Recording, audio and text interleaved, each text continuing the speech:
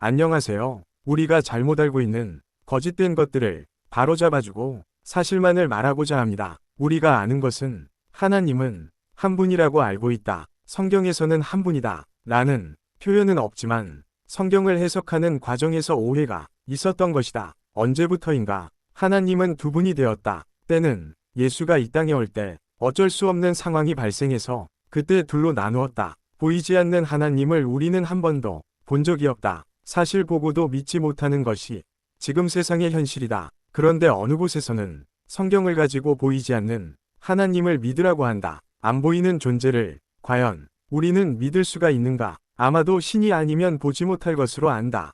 헌데 우리가 안 보이는 것을 본다면 아마도 그 역시 신이 존재다. 그러면 왜 하나이신 존재를 둘로 나누었는가를 알아보자. 세상에는 육이라는 살이 있다. 생명체에다 살을 입혀야 육체가 행동을 할 수가 있다. 실은 육체에는 아무런 것들이 없다. 여러분들이 알아듣기 쉬우라고 이렇게 말을 한 것이고 차후에 자세한 얘기를 하기로 하고 우선은 생명체와 육이라는 것이 있어서 우리는 행동을 하면서 세상을 살아간다. 이렇게 우리네의 생김새는 육, 보이는 존재, 생명체는 안 보이는 존재, 이렇게 두 개가 하나가 된다고 가상을 하고 얘기를 해나가겠습니다. 하나님도 보이는 하나님과 보이지 않는 하나님, 이렇게 두 개의 하나님이 된 것이다. 예수가 이 땅에 올 때는 어쨌든 세상의 법에는 육이 있어야 하기에 예수는 원래 안 보이는 생명체의 존재였지만 세상에 오기 위해서는 살을 입고 온 것이다. 그러나 또 한 분인 하나님은 안 보이는 존재다.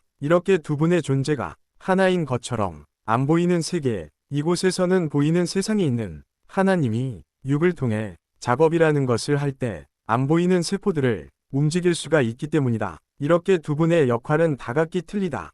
예수가 이 땅에 왔을 때도 역시나 한 분은 안 보이는 곳에 한 분은 이 땅에 있었다. 하지만 이제는 반대로 예수가 안 보이는 곳에서 작업을 하고 있다는 것이다. 이것이 하나님이 둘이 된 이유이다. 앞으로 무수히 많은 진실과 하늘의 비밀을 가지고 얘기를 할 것이다. 어차피 차후에는 육의 하나님은 여러분들 앞에 나타날 것이며 그때부터는 하나님이 죽은 자를 살리는 기적을 행할 것이며 세상의 혼란을 바로잡는 일들을 해나갈 것이다. 얘기를 하려면 몇천 년을 해도 끝이 없기에 하나님이 두 분인 얘기는 여기서 끝낸다.